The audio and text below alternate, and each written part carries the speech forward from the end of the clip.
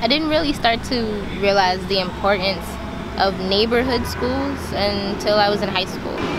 You know, I pretty much had help from my parents, you know, if I couldn't understand anything or there was a situation in the school, but, you know, it wasn't until I was old enough to really understand why school was the way it was, you know, like why we had torn up books and why a lot of the desks were broken.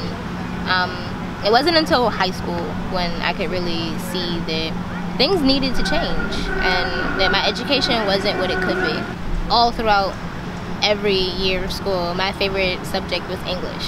I like the English language. I like what you can do with language. I like that words can tell a story. There were always different programs in each school I was in that kept me motivated to stay there. And this was in high school.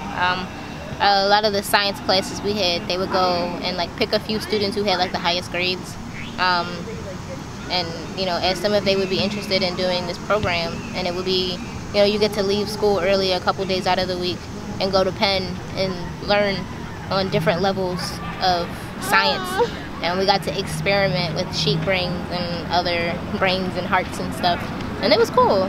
You know, I got to cut stuff open. I liked it. You know, those things kept me motivated to, you know, experience life and education outside of the school building I was in. If I could create a school myself, it would definitely be very parent-oriented.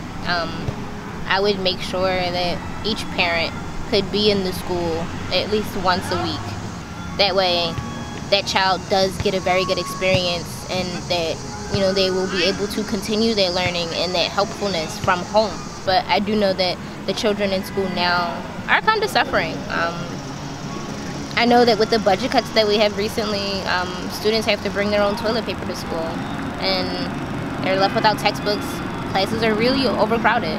When I was in school, there were about 30 or a little bit more than that in the classrooms. Now there's about 40, 42 in the classrooms, and that's just way too much.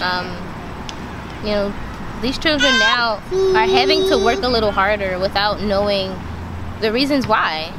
My educational history, my life basically in public schools, you know, they gave me the motivation to be a part of organizations like Philadelphia Student Union, MMP, and to now have the job I have now working with Action United, being able to still fight for public education, because our children need us.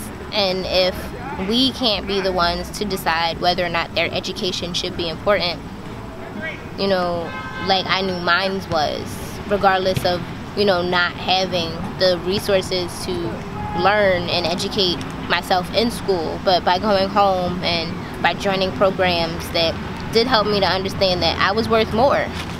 You know, these children don't have that. They don't have extracurricular activities because the budget doesn't allow it. So they don't really get to see what else is out there for them to do. It's really hard to say, oh yeah, I'm going to send my child to a public school now, to make sure that I put all of my efforts into changing the way Philadelphia public school systems are run. And, you know, it's because of that tiny little piece of history that I have in public school is the reason that I'm going to be doing this, because I have a son and he needs me.